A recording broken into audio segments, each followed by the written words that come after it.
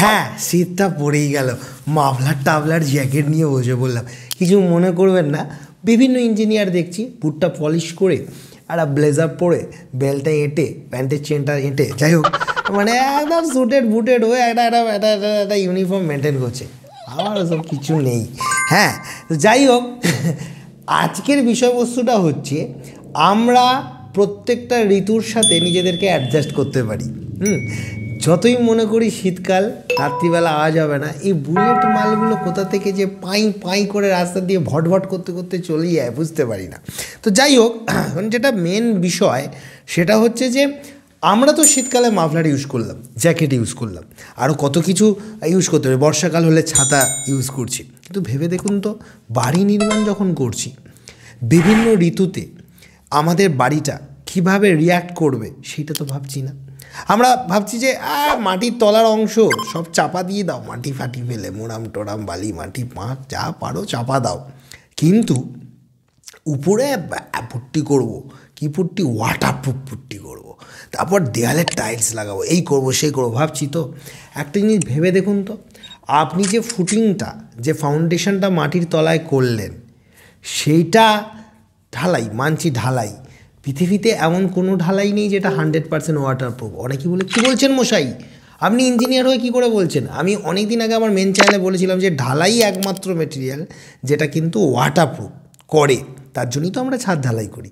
কিন্তু কোথাও না কোথাও এটাও সত্য, 100% ওয়াটারপ্রুফ নয়। তাই জন্য বড় বড় যে প্রিকাস্ট যে সেগমেন্টগুলো বানানো হয়, সেখানে আবার দেখা যায় কোর সেগ্রিগেটের পরিবর্তে অন্য কিছু ফাইবার জাতীয় জিনিস ইউজ করা হয়। সেই নিয়ে আরেকদিন ভালো করে ভিডিও বানাবো, এবং তার স্ট্রেংথ অনেক বেশি হয় এবং আরও বেশি সেটার পোরোসিটি কমিয়ে ওয়াটারপ্রুফিং এবিলিটিটাকে বাড়ানো হয়। তো সেই বিষয়গুলো নিয়ে অন্যান্য ভিডিও আরও নতুন করে সুন্দর করে সাজিয়ে বানাতে হবে আপনাদের জন্য।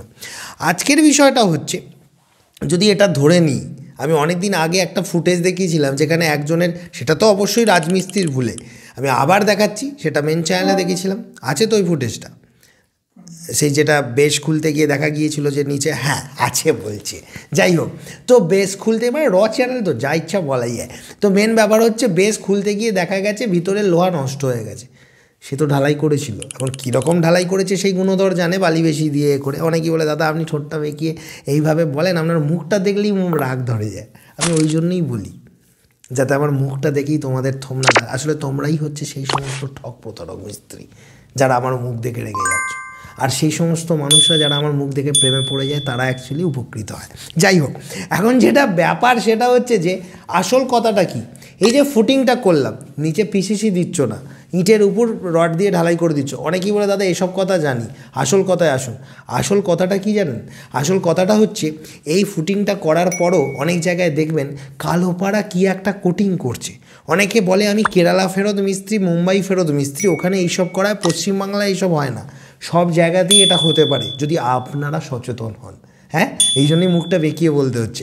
অ্যাকচুয়ালি ব্যাপারটা কি, ব্যাপারটা হচ্ছে যে বিটু ফিক্স বলে ডক্টর ফিক্স এটা খুব সুন্দর একটা জিনিস বানিয়েছে, বুঝলেন?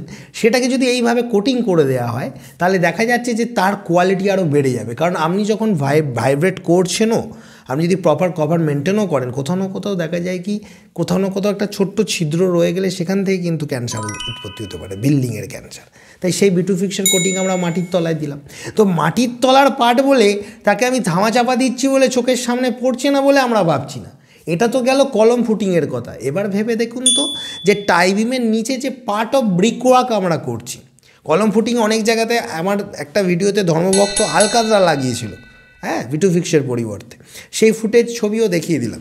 কারণ ঘটনা হচ্ছে যে বিটু ফিক্স কোম্পানি স্পেসিফিক্যালি বানিয়েছে, সেটা লাগাতে পারেন, কোম্পানি বানিয়েছে। এখন কেউ যদি বলে পাচ্ছি না, তাহলে ওটা লাগাতে পারে। এখানে ব্যাপার হচ্ছে কিউরিং করার পর লাগাবেন।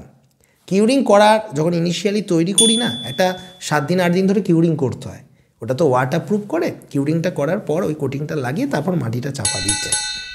এবার যেটা প্রশ্ন, আমি ইঁটও গাঁথছি, যেটাকে বলে বিলো প্লিন্থ লেভেল গাঁথনি যেটা হয়, সেখানে টোটাল গাঁথনিটাই মাটির মধ্যে হাউডুবু খায়, মানে মাটির মধ্যে জলের তলায় চাপা থাকে। এমত অবস্থায় ভেবে দেখুন, হ্যাঁ, অনেক সময় অনেকেই হয়, দাদা আপনি নিয়ে যাচ্ছেন কেন?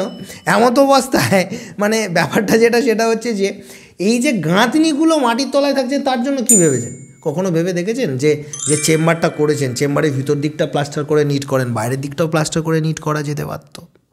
হ্যাঁ, প্লিন্থ লেভেলের নিচের গাঁথনিটাও প্লাস্টার করে নিট পলিশ করা যেতে পারো, যেমন এই স্যাম্পলটায় দেখছেন। মেন চ্যানেল এটা নিয়ে ভিডিও বানিয়েছি, কিন্তু এই চ্যানেলে আরও মগজ ধোলাই করবো বলে এলাম। হ্যাঁ, ভেবে দেখেছেন? ভাবেননি তো।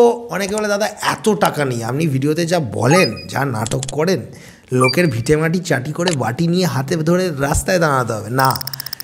যে লোকটা 10 লাখ টাকা খরচা করতে পারে সে আরও 1 লাখ বাড়িয়ে 11 লাখ খরচা করতে পারে। আর যে লোকটা ওইটা পারছে না মাটির তলা নিটটার প্রোটেকশান করতে, তাকে একটা কথা বলি, তুমি অন্তত ইট গাঁথনির সময় মিস্ত্রিকে বলো যে গাঁথনির যে জয়েন্টগুলো পাওয়া যায়, সেই জয়েন্টগুলো মানে পাওয়া যায় না, তৈরি হয়, সেই জয়েন্টগুলোকে ভালো করে মারতে চেপে চেপে হাতের আঙুল দিয়ে টাইম করে। আঙুল টানলে বা দাদা আঙুল ক্ষয়ে যাবে, দরকার নেই তো।